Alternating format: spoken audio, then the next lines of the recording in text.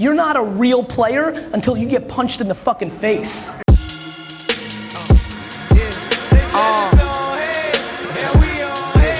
What's the deal?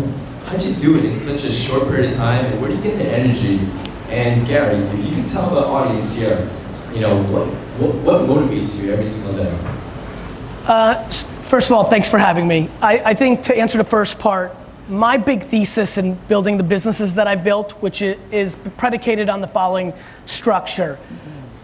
Do I believe that I know what the consumer's gonna be doing in 3 or 4 years that most people around me do not believe? Am I able to build a business that can stay alive for the next 4 to 5 years so that when the market comes to me, I'll be the biggest leader? I spent more money building WineLibrary.com in 1996 than my family business had in profit the year before. And if I was wrong that I couldn't grow sales by you walking in the store and selling you an extra case of wine, then I would have lost. But my thesis of building businesses, it's no different than really buying property. Like, you have to see where the market's going. Somebody one day said, fuck it, Dumbo's gonna be big eventually. I'm gonna pour these dollars in and I'll monetize in the long term. The reason I launched an e-commerce wine business in 1996, the reason I was an early investor in Twitter and Facebook and Tumblr and Uber and things of that nature is I believed in my intuition to what was gonna happen, different than the market. And VaynerMedia has gone from 0 to $150 million in revenue because I was selling social media to the biggest brands in the world, where the NFL and Pepsi and the biggest brands in the world wouldn't pay me more than $5,000 a month to make pictures or write words on Twitter in 2009 because they didn't think it was real. That same behavior now, there's clients that pay millions of dollars a month for that same exact behavior. It's easy to sit here and now and talk about social media as its importance because we're living it. In 2007, 2008, people didn't believe that anybody gave a fuck if you were walking your dog, or why you would take a picture of what you're eating, or that we would be all taking pictures of our faces with duck lips, right?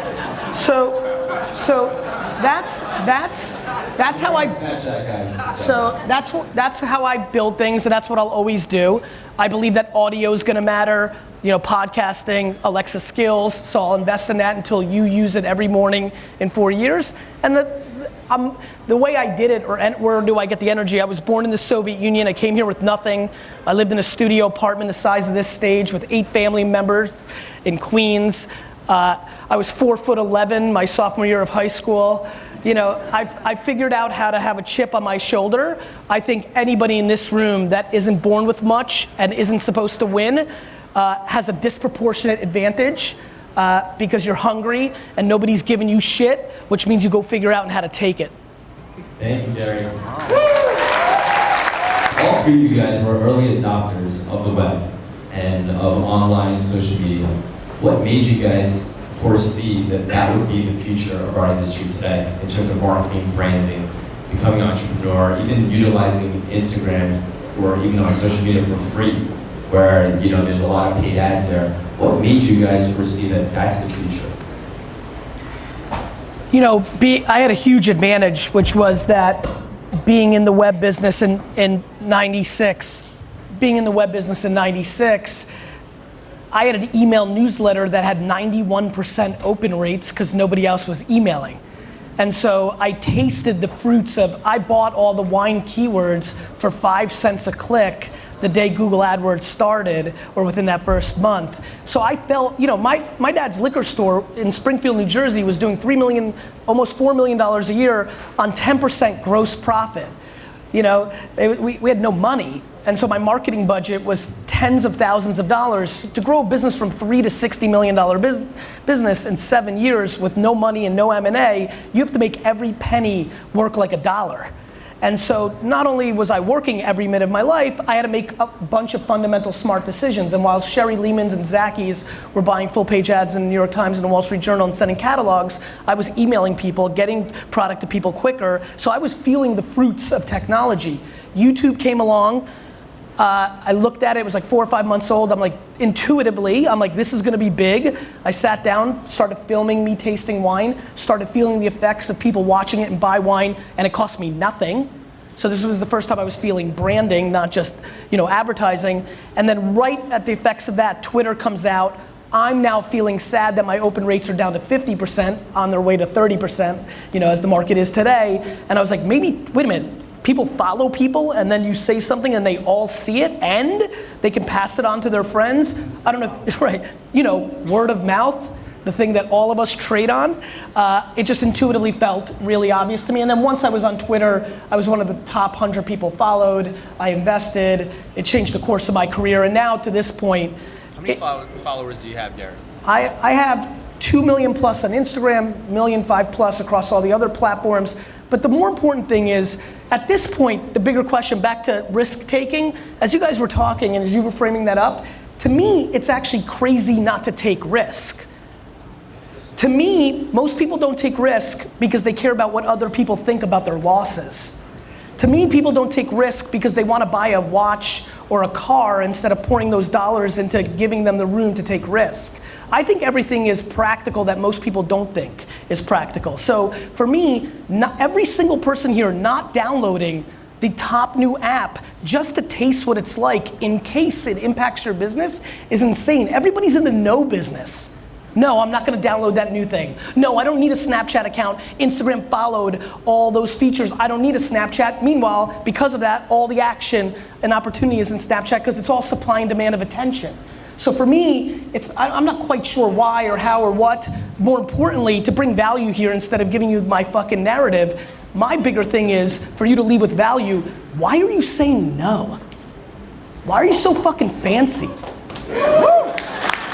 The amount of people that make decisions based on themselves, it doesn't matter what you think, it matters what your customer thinks. And so if people care about shit, like we all like and don't like a ton of stuff, but all of us have decided to put this conversation of where we are absolutely scared of new technology because we don't like to change, it's fine, it's how humans roll. But the thought to make business decisions predicated on your fucking opinion about it is called bad business. The end. Thank you. So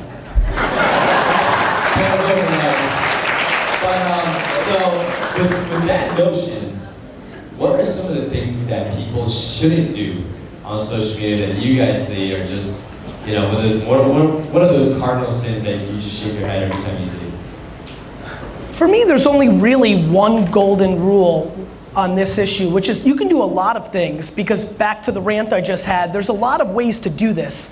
I think the thing that people don't understand is there is an ungodly amount of content being put out. So just giving yourself any thought process of what's in it for the other person, and by the way, that may be entertainment. Maybe you really do know a lot about coffee and you reviewing this coffee may bring value. Like there's a stunning me. It's fun to hear the story in 2009 where I took the shoe off. I'm glad the part that you also remember is even back then, 9 years ago, people still haven't learned, everything was right hook, right hook, right hook, right hook. Nobody was jabbing, nobody was setting it up.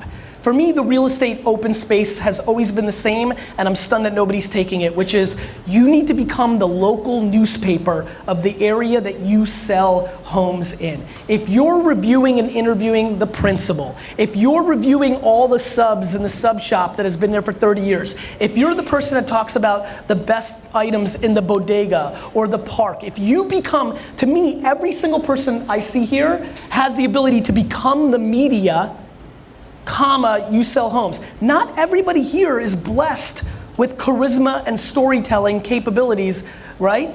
Not everybody, but everybody can put in the work to bring value to the person on the other side of the camera. How do you guys continually build brand loyalty, which is very difficult for folks in the audience because once you're there, how do you stay there? How do you maintain it? How do you build that engagement and that loyalty? By delivering. Look, I'm so blessed intuitively with marketing. I've always understood what people were gonna do. I think I'm a great marketer. If your product is shit, the greatest marketing in the world is just gonna expose that. So the way you build an actual brand is by delivering on the steak, not focusing on the sizzle. By doing what you do well. And I think way too many times people think there's some path or some clever trick to branding. Branding is the marathon that you talked about, long game versus short game. You know, and I think that at the end of the day, there's no hack, there's no platform that closes the gap on actually the execution of the craft. You can be super clever, you can review every restaurant. If you don't know how to do your job, you will lose. I'd like to ask you a question. You compared writing a handwritten note to somebody versus posting a comment to the masses about your gratitude towards that same client. I think those are two totally different contexts. I agree. I'm saying their reaction. Because they don't. If I do both, the one that'll get them to pick up the phone is the note. But I would argue, as somebody who sends direct messages to people, I think, the lady clapped, and I was watching, and I was kind of watching how she was interacting with her friend. I'm fascinated. I don't think there's a right or wrong. I'm actually asking the question for the whole group. I'm fascinated that we put a romance on the tools that deliver gratitude versus the action of gratitude, right? If you go back, you know, there's a whole lot of conversation of like, don't do it in social, write a handwritten note. You can go back and see people talk about the telephone as a negative to handwritten. Like this goes on and on and on and on. I'm fascinated, been spending a lot of time looking at big data around actually having gratitude versus the tool. Like, where does this end? Because, you know, is it going face to face and shaking hand? Do we communicate through?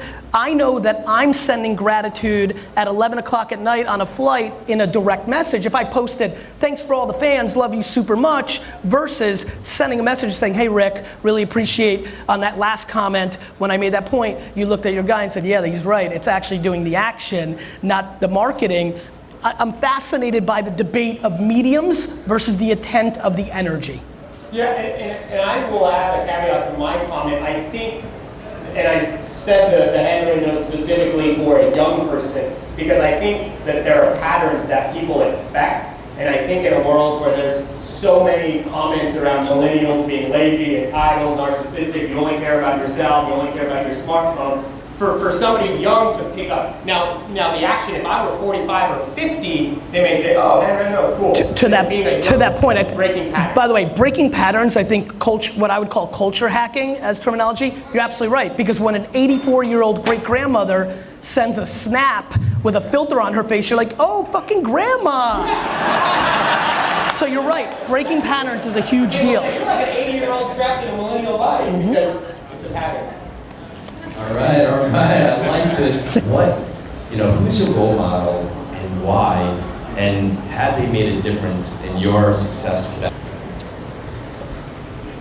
It's interesting hearing you say that. For me, only my parents have a seat at the table.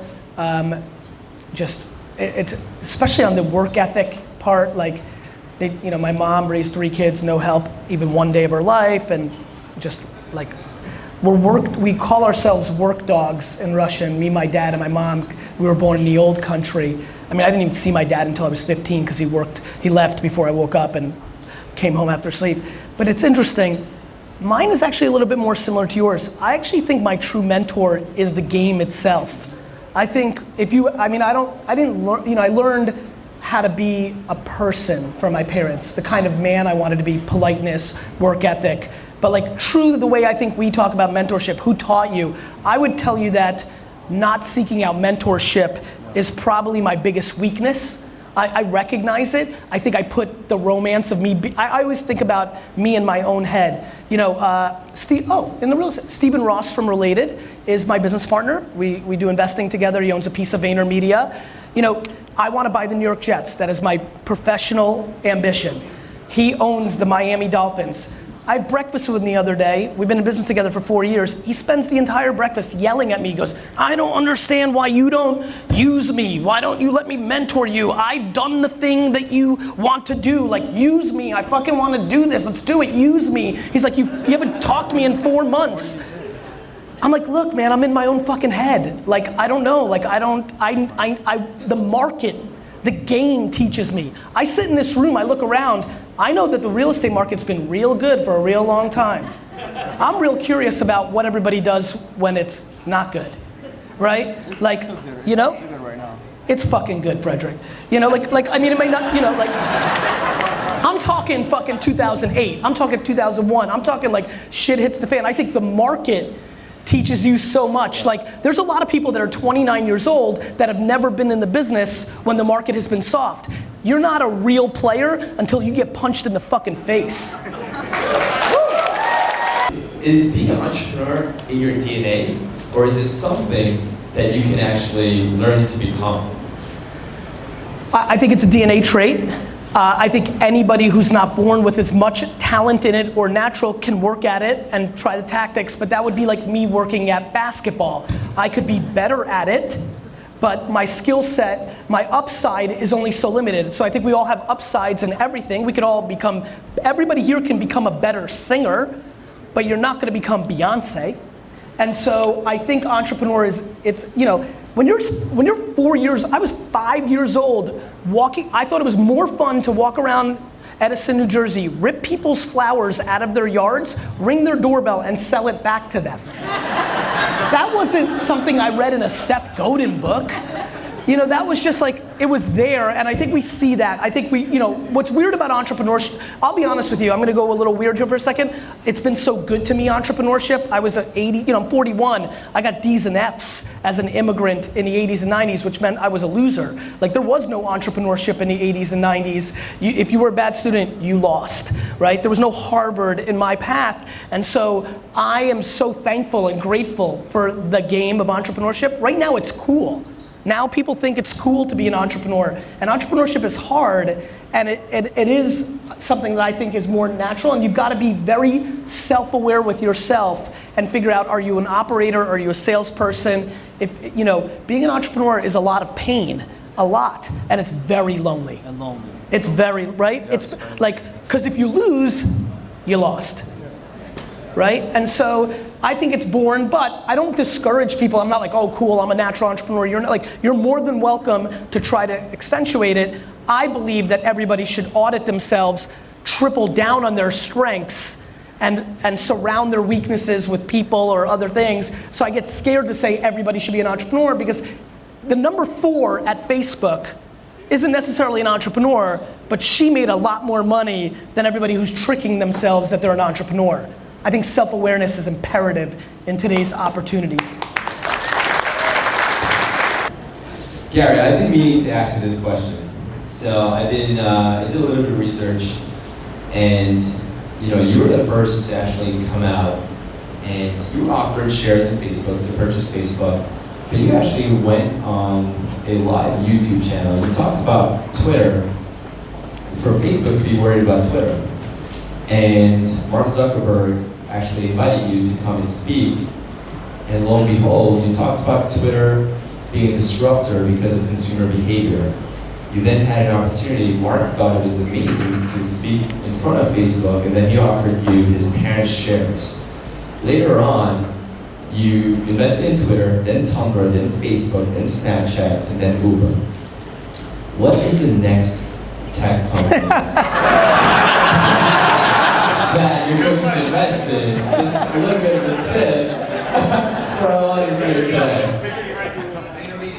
So, I and Steve we did a $25 million fund. We both put in 12.5. I deployed that. Snapchat was part of that back 3, 4, 5 years ago. Last year, I was in the process of raising a $150 million fund to deploy on the back of all the successes I've had. And right around this time, maybe late August of last year, I gave back the $82 million that I had already committed from others back. I took on a lot of overhead, lost a lot of money, my biggest losing venture financially in my career, because I think we have a supply and demand issue in entrepreneurship. To your point, and I mentioned it earlier, you're not a player until you get punched in the face. Everybody's an entrepreneur because it's cool, and why not? You have an idea, people give you money, it's worth $4 million, and you get to learn as a 23-year-old it's a no-lose game. I don't know what it is, but I can tell you that and the reason I brought up is the market good, because I'm in a market too, and I think we're super inflated. It's very difficult to figure out the opportunities, and I'm actually actively not investing. I haven't invested in anything in about 6 or 7 months, and I think there needs to be a massive correction. I'm desperate for the economy to collapse. I'm being dead serious. I think everything is overpriced. I think there's a bunch of, I know when C and D players are winning, shit's about to get bad. And there's a whole lot, I'm sure I see the body language, you know a bunch of people that can't sell shit selling homes right now, which means fuck, right? And so I have no recommendation for you. I think that things are being artificially plopped up, and I think that we're being held together right now by bubble gum and Band-Aids, and I am looking forward to fucking carnage. I am. I mean it. I really believe it. So Gary did not disclose which company is next, but... None.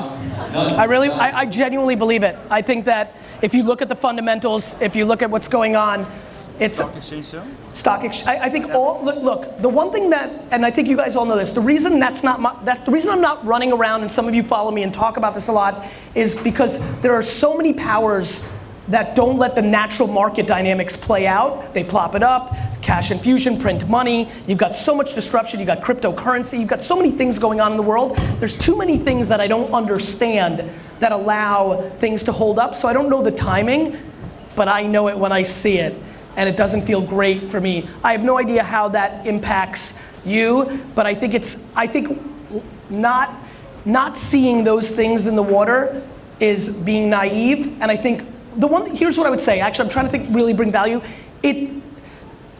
Making decisions on how you want it to be and hope it to be versus what you're actually seeing is very dangerous. And when I just talked, I watched a lot of you, especially people that have been through a cycle or two, look at each other and shake your heads with each other. That makes me feel, I hope you're actually backing up your actions against your intuition. Because why I want carnage is I'm being strategic about sitting on cash, and it's gonna be a lot of fun for me to buy a company that today costs me $71 million to buy that company for $1.7 million because they've overextended themselves, and when there's not cash in the system, they're dead. I'm sure that's how you make a lot of money in real estate too, if you know what the fuck you're doing. Great. So Gary, I invested in cryptocurrency, Bitcoin. What do you think? I think you made some money. Gary. I don't know, that's what I mean, look, crypto is so much bigger than people, people talk about Bitcoin, but once you start understanding what blockchain dynamics mean, this is gonna change the way our entire society lives over the next 20, 30 years. It's worth your 4 hours on a beach one day to get educated on blockchain and Ethereum and where we're going. This is how wills are gonna be done, this is how contracts are gonna be done, this is how everything is gonna be done. So get educated. We all know that real estate is not local, it's actually international, and all three of you guys have traveled internationally. Gary, you go and you speak in Asia, Europe. Frederick, you have your own brand in Sweden, real estate division. And Paul, you work with companies across overseas. How important is it to connect with those folks, knowing that our audience today it's about real estate? How important is it to not be local but be more international? Your actions have to map your ambition. I mean, how important is it? If you want to be a real player at the biggest scales in the world, 15 years from now, it makes sense to look at the world in a more macro. If you are fully deep into your career and you've got 4 more years to go and you want to enjoy yourself after that, probably matters to you less. I think to me, this is completely personal, and honestly, whether it's the conversation of international expansion or relevancy, whether it's work-life balance, whatever it may be, you need to reverse engineer your ambition. My biggest frustration with a lot of entrepreneurs is their actions don't meet their ambition. I have kids telling me all the time that they're gonna buy the jets too, yet they go to every fucking Coachella and every music festival and are out with Ace at 3 o'clock in the morning on Snapchat. And so, you know, to me that question is completely predicated. For me, I want 100% brand awareness around my thoughts around business. So I've got to go to Asia. I've got to go to South America. So then my actions are mapping towards that. But this is international expansion stretches you thin, just like any expansion does. So if you're hungry and you need to be fed, you've got to go find other food. But I think you need to be smart about it, because every time you've got, you know, there's a saying my parents always used in Russian that translates to, you can't have your ass on 2 toilets, right? And so, Russians are funny. I think of expansion that way, but if your ambition is, you can have it on 3 toilets. What's your take when it comes to a lot of these millennials where they just lose the passion, right? So after they start working at a company for about 3 months, this is not what I love. It's not my passion. What's your advice to them today? I mean, look, I have no interest in doing the whole, in my day, I walked 13 miles in snow, you know. Honestly, no matter what you say or I say or somebody fancy says, the market is gonna speak directly to them. The market is going to be the one that has the final say. And so your actions are your actions are your actions. Everybody's got the word entrepreneur in their Instagram profile. That's awesome. That's like me saying I'm a football player in my Instagram profile, right? I can play football in Central Park, but nobody's paying me to do it. There's a big difference between being an entrepreneur and being a successful entrepreneur. But I have zero energy to being the do you, do your thing, figure it out, like it is what it is. The post game will speak for all of us. The question's for Gary. So, you know, regardless of industry, you know, you have to understand opportunity or success. And like the platform, like it lends itself to like asking one question. So the question I have for you is, can I give you my phone number so we can meet so I can ask you more questions? Yes. I can tell you. What's that? I can just tell you to write it down. Eric. Yeah, hold on. I'll be ready. Here you go. Hold on. That. You don't ask, you'll get. Do this. This is my assistant. One more question from Lewis. Okay, Gary, first of all, I came all the way down from Mexico to say thank you, because thanks to all your videos, your craziness, and your drive, you motivate us and my family company to become from 30-something million to this year, hopefully 220 plus million.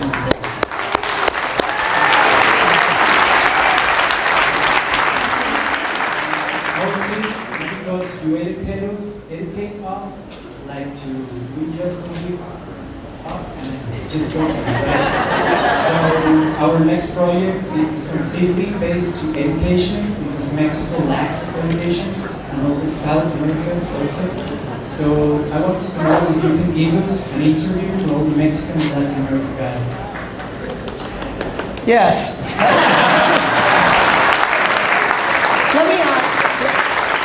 You can come here in a second, I'll give you my information. Let me just use this little 3 minutes to maybe help a lot of people, because I'm sure a lot of you don't know who I am. Basically what you've just watched for the last 4 minutes, and more importantly, the fact that I keep saying yes, is my biggest thesis when it comes to business, which is a lot of people that have the knowledge that I have are selling bullshit programs, want to charge people $50,000 to spend an hour with them, you know, planting a lot of seeds, saying yes, even when in the moment the ROI of that time doesn't seem positive. Karma is the most practical strategy in business. And I've spent the last, and I think I've got it, and I know where I'm going, and I leave a real amount of money every day of my life to spend 1 to 3 hours to create content so that it's free, so that people can take it and do something with it. I don't monetize it in the short term, but as some of you can see, legacy is always greater than currency.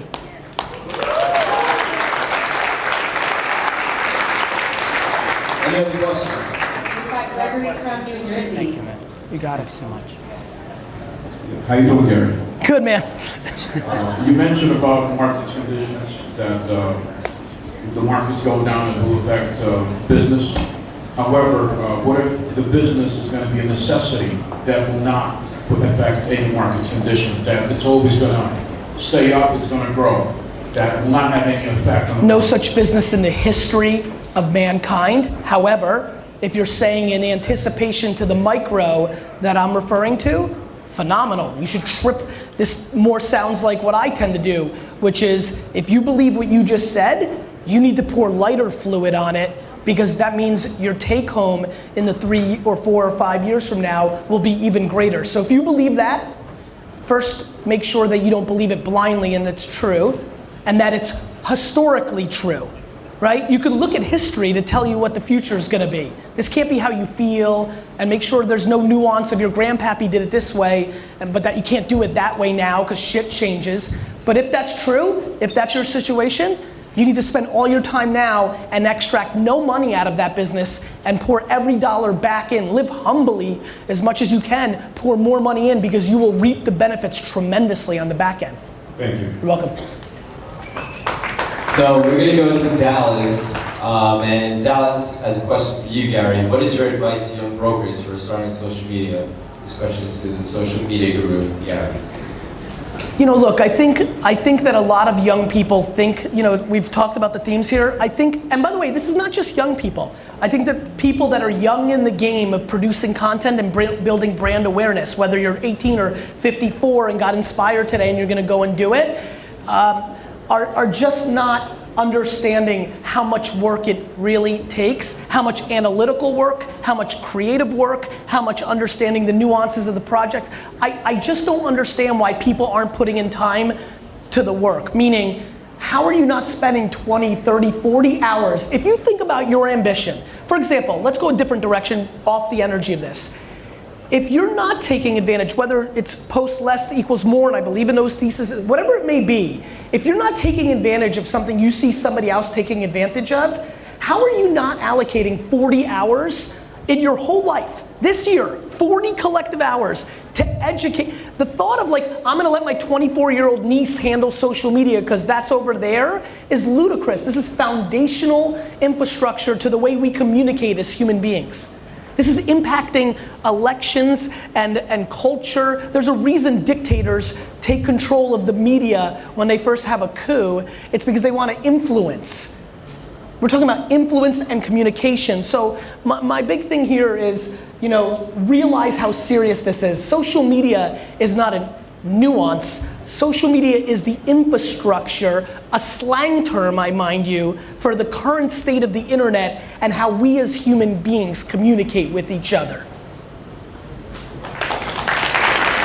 Hey guys, hi everyone. First of all, I just want to say thank you guys for sharing so much knowledge. My question is, how important is it for you guys to continue reaching new markets and millennials and Gen Z in the future, like on social, and increasing your brand equity, your brand awareness for the future on your social? I have a Musical.ly account which targets 8 to 11-year-old girls. And I produce business content for them because so many young girls are into entrepreneurship because of the state of the union of culture. And it's imperative because 10 years from now is gonna happen real fast. And it's massively important because the sooner the better to create context and content. And so I'm completely obsessed with it. It's also for your own brand, correct? You want to get your own face out there in front of other people? If you have something to say, Right. like this notion that everybody has to be a brand is ludicrous. There's plenty of people making $1 trillion a year that you've never heard of. I think, you know, we all have to act the way we have to act. You know, maybe Frederick, for example, in this period right now, got a lot of things that he wanted to say out, and right now he doesn't, and maybe he'll come up, and maybe not. Look, if you look at my history, even though I got in early, from 2011 to 2013, I have very little content because I was in the deeps of really building the infrastructure for Vayner, and I had nothing to really say. I felt I said a lot in 9, 10, 11. Now that I feel like there's a lot of new stuff that I want to talk about, whether it's voice or AR or cryptocurrency, it's exciting for me to talk because as you can see, the high I get is the feedback from the impact, right? I'm gonna get mine financially. I think you build your personal brand or whatever you want to call it. I love how people hate on personal brand because of the word. It just means reputation. You know, just because we've given it a term that we then judge because it's a new term, it's silly. You mean reputation? I think you all agree with me that's important.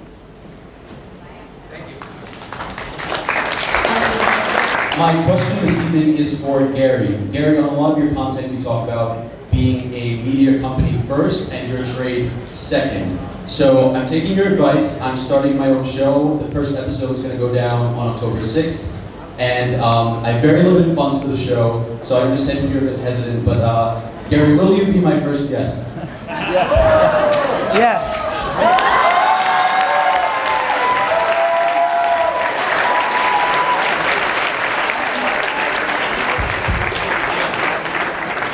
By the way, quick side note, one of the great, most important lessons I've learned in business over the last 5 years is the power of saying no.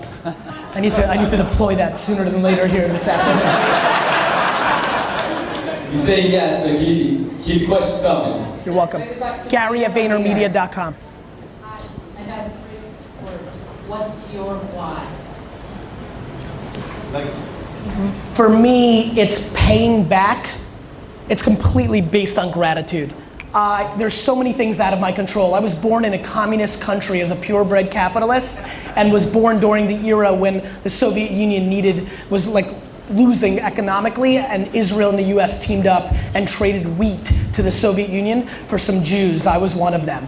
I'm super grateful for the fact that, unfortunately for me, all my grandparents passed away before I got to know them. So I sit here today in front of you as a 41-year-old man who's had very little death around the people he cares about. And I have the greatest fucking mom in the world and a dad that taught me, which saved me from all the bullshit that I naturally have. And so my why is to pay back the circumstances that I was given. You like that? How's it going, everyone? First, I want to thank everyone. It's been a great panelist discussion. Paul, we're going to take failure to be our fuel. Vaynerchuk, I guess, Gary, we'll make sure that we'll all get punched in the face when we're done with this. Vaynerchuk, I know Ace wants to see you in your speedo, so. All right. That's alluding to what you said before, but nonetheless. All right, so the question is, so Ace, how do you do it? Like, you're an executive of Citizens Bank, you own restaurants, you're investing in real estate. How do you manage and make that time to make sure you get out there and do what you do? So you had 3 gentlemen to my left here, and you're asking. Thank you. Thank you for that question. But for me, it's really about my parents sitting there right there. I know it's a little cliche. They work 3 jobs each, and for me, it's just about really just focusing on my trade and knowing my strengths and weaknesses, and really just empowering other people and surrounding myself with really good people, right? So when you have a trait that you work on day in and day out, I mean, I've been doing finance for 15 years. So Gary, I have a tough question for you, but a really important question. Sure. And I just want to give you a slight bit of context. Sure. So I'm based in Marina Del Rey, but also spent half time in New York, and I was in Marina Del Rey, and I serve a community of entrepreneurs who are on the front lines of social change every single day. So I'm a social entrepreneurial training company, and we work with folks who are on the front lines of immigration, sexual assault, juvenile justice, you name it. And you came into my mind, and literally, Spirit said, go to the laptop, look up where he's speaking. I got on a plane, literally took a red eye to be here this morning so that I could be here to ask you this question in this moment, which is, would you be willing to spend time with me to serve this community of entrepreneurs. And I don't care, 15 minutes, 20 minutes, but we are coming together in October in a few weeks here in New York.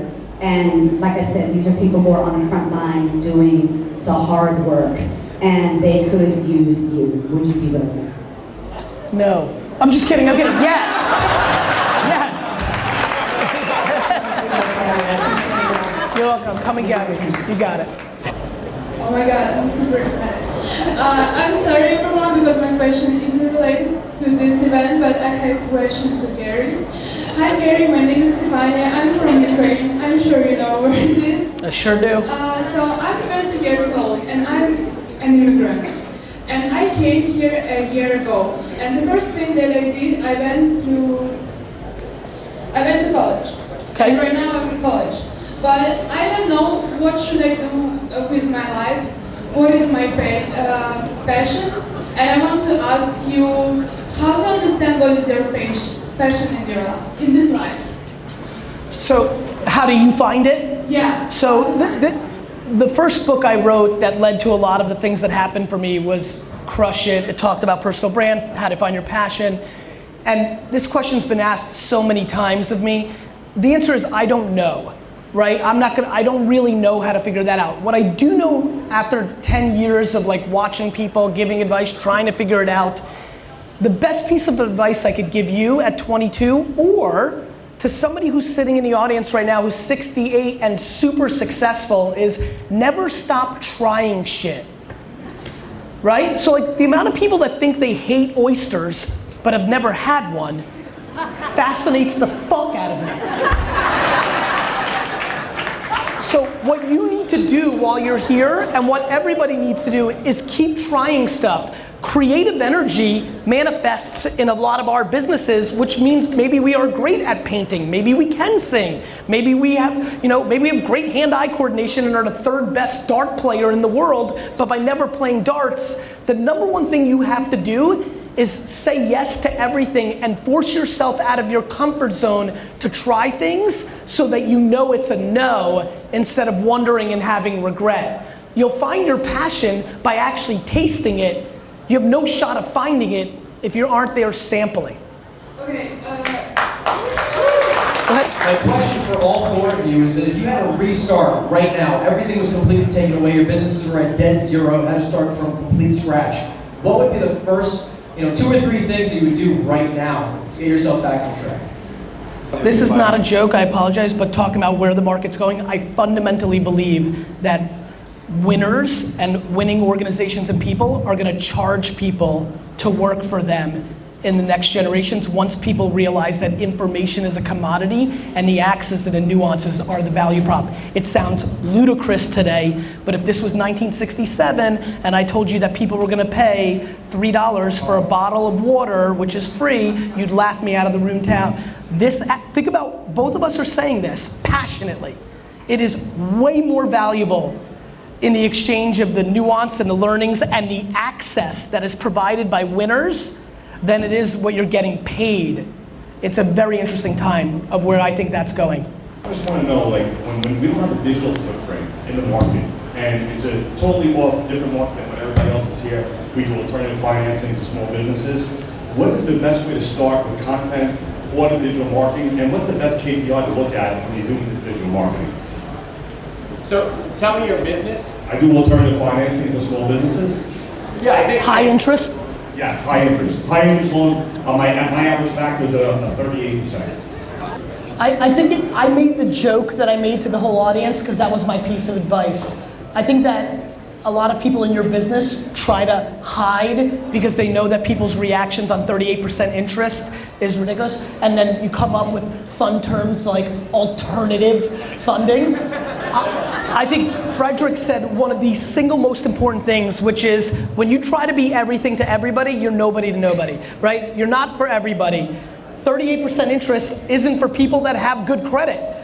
38% interest is people that have a good business, that have a short-term pain point, but had something happen in their lives or a bankruptcy in the past or some reason, and so they understand it. I think you should go all in and own what you actually do for a living with your content instead of dancing around with it. Everybody in your market's dancing. You're welcome. So guys, can you get one round of applause for these panelists?